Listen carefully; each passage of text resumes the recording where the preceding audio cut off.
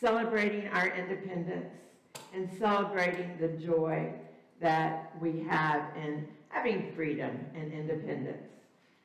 And I would like to welcome you this morning. I am Reverend Sondra von Gyllenband. I am the Minister Emeritus here. And it's great to be here and to join you on this day, this holiday. And I'm going to speak on celebrating freedom and joy and look at some of the ways that we can bring and embrace more joy in our life. Are y'all willing to have more joy in your life? Yes. All right, great. So a few years ago, probably 4 or 5 years ago, I bought this book. And I kept trying to read it. And I just couldn't read it. I would get it out and I would try to read the first of it. And I'd go, nope, so okay, let me skip over a few paragraphs, a few chapters. Maybe I can get into it that way. Nope, that didn't happen. Just kept doing this over and over and over. And I was like, okay, I give up. So we had one of our book days here. And so I brought it up here so that it could be recycled and sold. And off it went. Well, one day I was looking at ebooks on the library, and there that same book was, and I thought, well, maybe I can listen to it. Maybe that'll be the way. So I downloaded it, and I started listening to it, and I got so into it. I fell in love with it. I reordered a hard copy of it. I bought the audiobook, and I now have 3 different ways that I can participate in this book. And it is the Book of Joy. The Book of Joy by the Dalai Lama and Archbishop Tutu. It's just fascinating. And if you decide that you want to read the book, I invite you to read it with your ears, because the Dalai Lama and the Archbishop talk to each other. You can hear them, and you can get the nuances of the love that they have for each other and the joy that they have. It's just amazing, and it's just a lot of fun. So I'm bringing information that they had because they really are about freedom, joy, and I think that this is a day that we want to really celebrate and look at that and look at what the independence that we have affords us, because we do have a great opportunity to live a life that we choose. We really do. So one of the things that the authors talk about right off the bat is that you can have joy in the midst of pain and suffering. You can have joy, and that doesn't mean that you won't have heartbreak, that you won't have disappointment, and you can still find joy. Now, the two of them have had a lot of disappointment. They've had a lot of heartbreak. They've had a lot of pain in their life. Just a bit of history. The Dalai Lama was forced out of his country. For 9 years, they had been at war trying to hold on to their piece of land in China. And the Chinese just did not want them there, did not want the Buddhists there. And in meditation, the Dalai Lama realized he needed to leave so that no more people would be killed. So he had to sneak out. He had to climb over mountains. He had to be carried around in dark valleys. It was a frightening trip. And they made him take off his glasses because his glasses were one of the things that so quickly identified him. So he had to do this basically blind. He said it was the most horrifying thing in his life. But he did it. He said, there's a difference between not having a choice of what you need to do or having a choice. If you have a choice, if you've got something going on in your life that's making you miserable and you have a choice, then take the choice to get out of it. Don't stay there. If you don't have a choice, you have fear and it's there and there is no choice, like having to get out of China. Face it, look at it, go for it, move through it so you can get on the other side. You want to move through that. You don't have to stay there. So Archbishop Tutu, he's had a lot of pain and suffering. He had, he's the emeritus, the Archbishop Emeritus of Southern Africa. He's a predominant leader in the crusade for justice and racial reconciliation in Africa. And it continues to move forward the resolution of conflict in the area. So he has founded and is the chair of the Elders. It's a group of global leaders working together for peace and human rights. So he's got these big things that he's looking at. And he sees a lot of horror. He sees a lot of hunger. He sees a lot of children dying. And yet these two men come together and talk about joy because they know joy and they see joy and they find joy in the midst of all that's going on in their lives. They have such a good time together. They love each other so much, and they like to tease each other, very lovingly tease each other. The Dalai Lama teases the Archbishop about his big nose, and the Archbishop teases the Dalai Lama about his lousy English, and they just go back and forth, have a good time laughing. So they say that life is filled with challenges and adversity, and that fear is inevitable, as is pain and eventually death. There are hardships and there is heartbreak, but joy is always available. Always available. I kind of equate this with that place of peace within, that place where we get to where we know God, and we know that we know God, and it's peaceful, and I can relax, even in the midst of something I don't like. Oh, this is just the way it is. Okay. So, what is joy? What is true joy? Where do we find true joy? It's not about money. It's certainly not about power or status. It's not about anything in the outer world. It's about what we find within. True joy is an inside job. True joy is finding that place where everything that we need, want, is right inside, and we have it. Webster says that joy is an emotion evoked by well-being, and it is about good fortune. Now, spiritual joy is the one we really want to look at, because spiritual joy is a good feeling in the essence of our being, in our heart-mind, produced by a divine connection, which causes us to see the beauty of the Christ within ourselves and the world. It's where we meet the Christ presence within. You see, these men are, well, the Dalai Lama is not a Christian, but he has no problem with saying something like this because he sees the Christ in people. He sees that light. He talks about that light. And of course, Archbishop Tutu is a Christian, but he has no problem with Buddhism because he says, we're looking for enlightenment. We're finding that place where there is peace. It's not about religion, they both say over and over. It is not about religion. It is about finding our spiritual joy, that place within us. So just as a reminder, the Christ is the divine idea of man. That's Unity's definition of the Christ. It is the divine idea of man.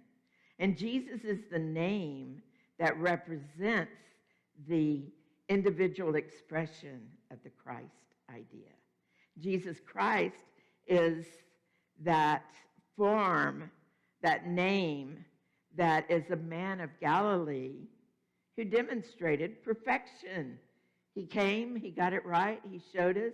He's a way shower. He said, look, do it this way. It works.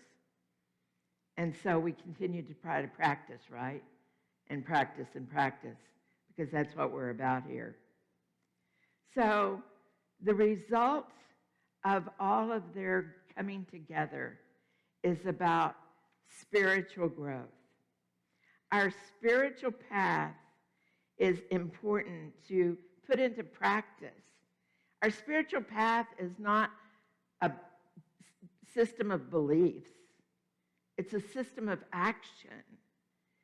It's not about believing that there is good, that there is the Christ presence within everyone.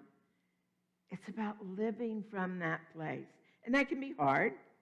There are some people that I go, ooh, the Christ presence is there, but I'm not seeing it right now.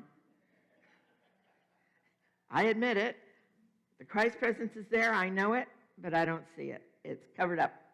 Kind of like to think, somewhere early in my studies, I was told that we were all like beautiful mirrors, but we had mud on us, and we needed to clean the mud off. And so when I have that sense of other people being something less than Christ-like, I go, okay, they just have mud on their mirror.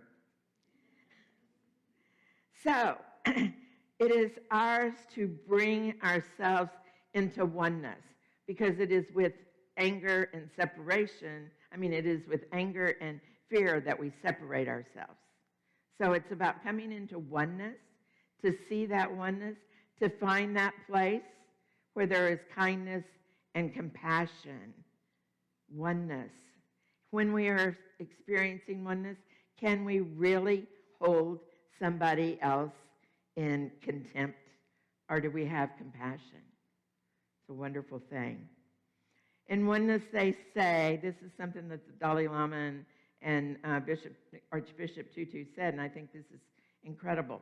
There's 1 billion people who are non-believers in a religious faith, and yet they can experience happiness. So they're saying that religious faith is not what brings joy. It is spiritual faith. It is faith, yes, indeed. And they both said it is faith, yes, indeed. But it is spiritual faith, not a religious faith. So it is in that place that we can be surprised and find joy.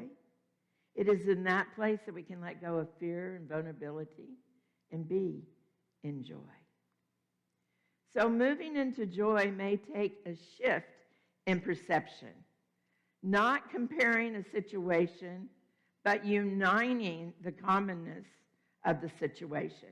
So you're in a situation, you look at somebody and you go, they've got everything I want. I want to be like that. I want to sing like this group over here does. I want to be musical like they are. But guess what? I'm not. So I get to enjoy what I'm good at. I don't get to compare.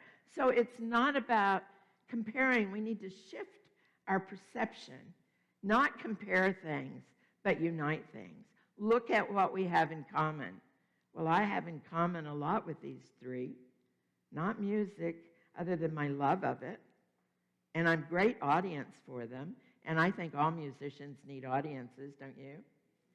So we look for our oneness to find that place of joy, that place where we see good in others. We are wired to be compassionate. We are wired to help others. We are wired to look for the good. And yet we sometimes forget.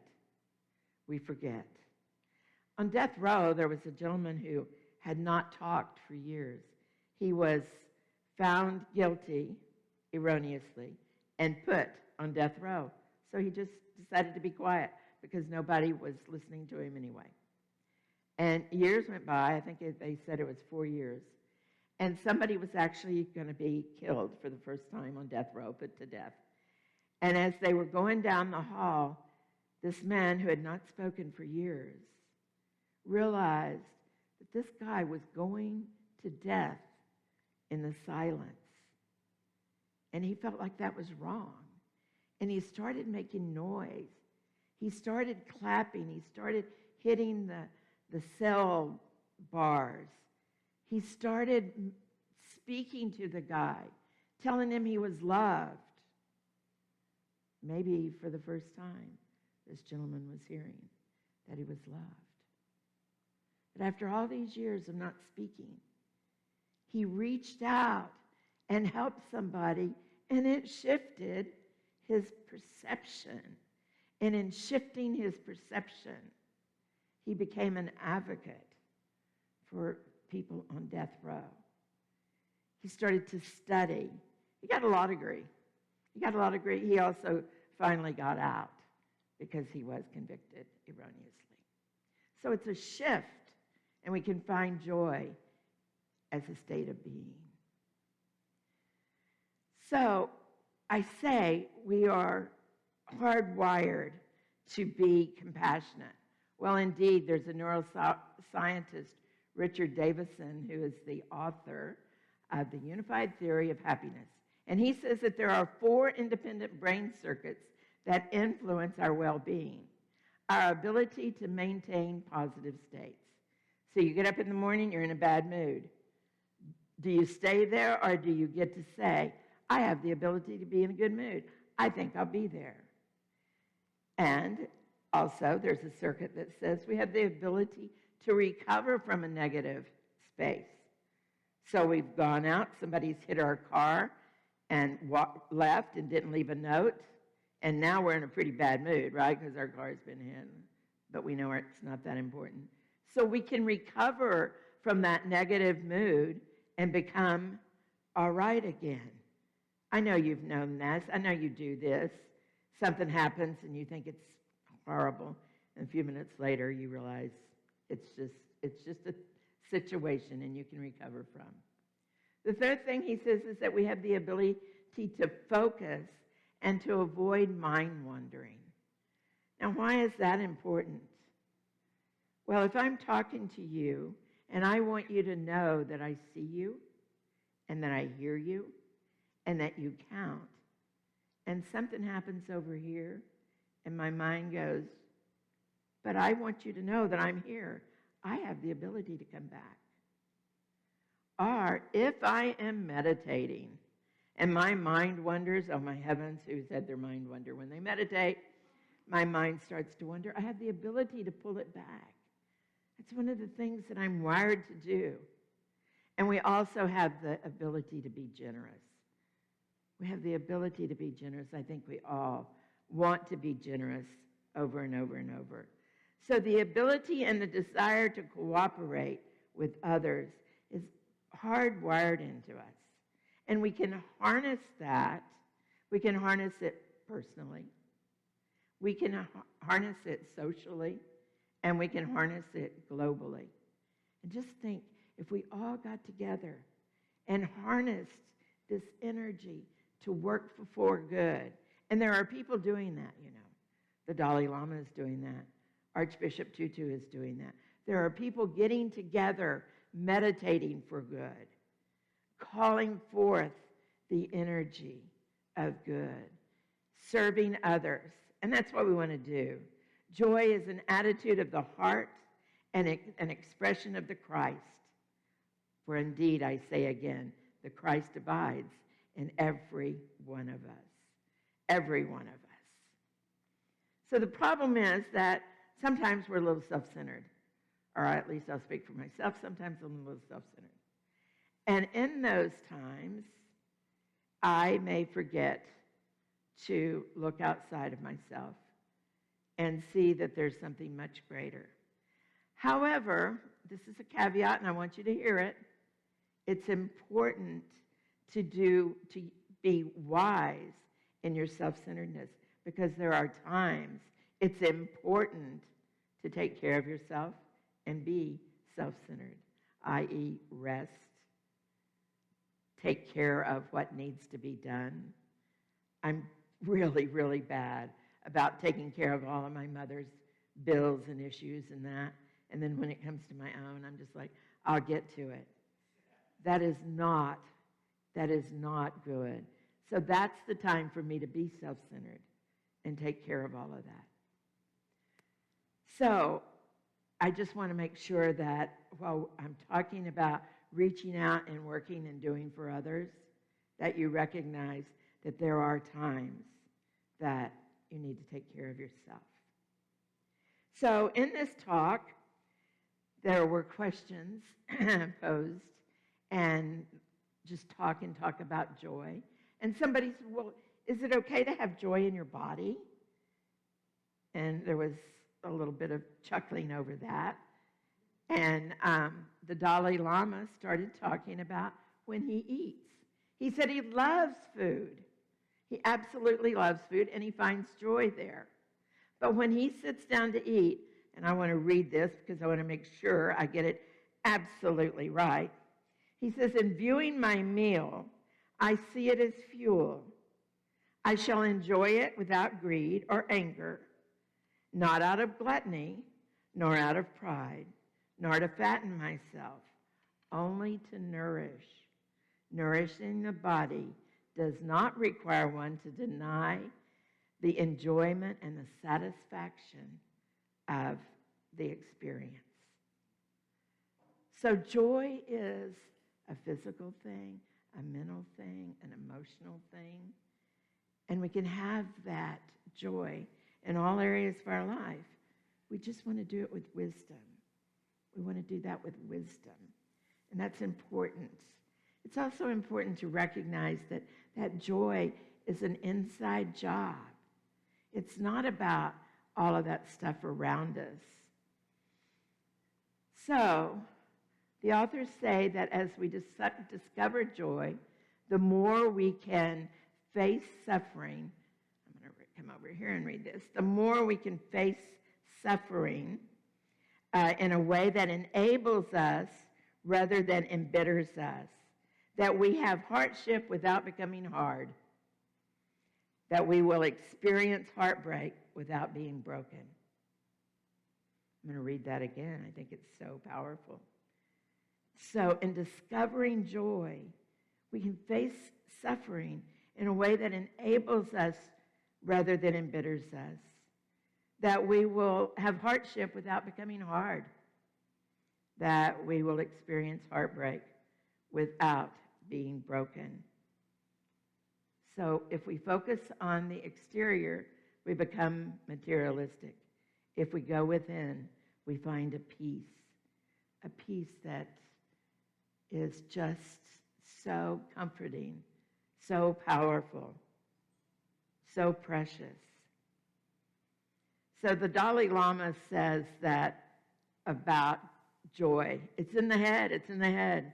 And the Archbishop says, oh, it's in the chest, it's in the chest. They love to do those sorts of things.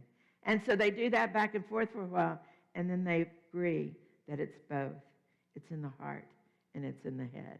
It's important to come together. So they also point out that much of our problem is of our own creation, that there is war and violence, and those are things that bring lack of joy, and we can't do anything about individually, but we as a group have created. And we as a group can begin to break that cycle and find a new way. We can begin to expand our faith and find that serenity. So both of them agree that in going to a place of joy and going to that place where we find it, we need to almost go through a fiery furnace and be rid of some of that no longer serves us, that distracts us. We just need to be rid of it. And then we can begin to look at the pillars. So today I'm going to look at 4 pillars, and then in 2 weeks I'm going to be looking at the other 4. So the first one is perception. So we may need to change our perception.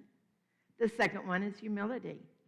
Now, that doesn't mean that we need to be so humble and that we need to be below everything. It means that we no longer compare ourselves to everybody, that we recognize that we're all equal, that we're all human, that we all have the Christ within. So when I compare myself to these folks, that is not being humble, that's being silly. when I look at them and I respect what they do and I respect what I do and I recognize we're all okay, that's being humble. So the other one is humor, lots of joke telling between those two. Wholehearted laughter is particularly good for the heart. And we know that. We've learned that. We've heard it in so many different ways. It's also a way to connect with people.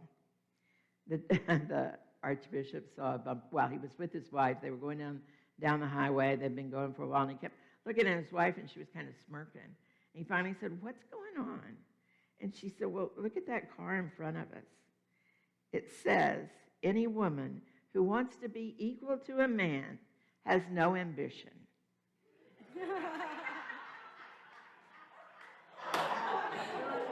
He said he got so tickled by seeing this, he had to pull off the road and laugh for a while because she didn't want to say anything. She was trying to hide it, but it just kept kind of tickling her.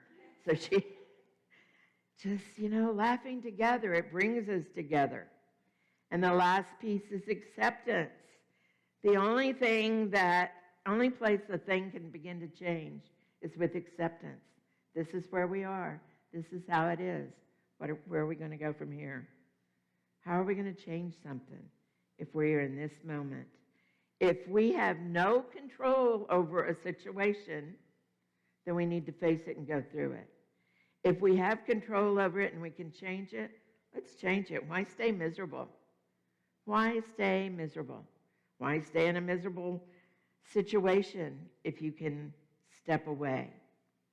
So today I invite you into the practice of awareness, of oneness, and of separation. Just be aware of those things that bring oneness and those things that bring separation in your life. Just be aware. Just look at those things. Spend some time with that. And so in this oneness, there is pure joy. And from Rabbi Keshner, when your life is filled with the desire to see holiness in everyday life, something magical happens. Ordinary life becomes extraordinary. The very process of life begins to nurture your soul. I invite you to see life with that beautiful, extraordinary vision. God bless you and namaste.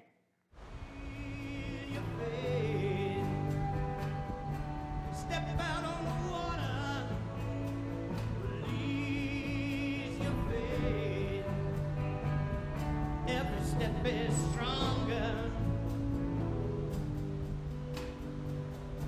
Step out on the water.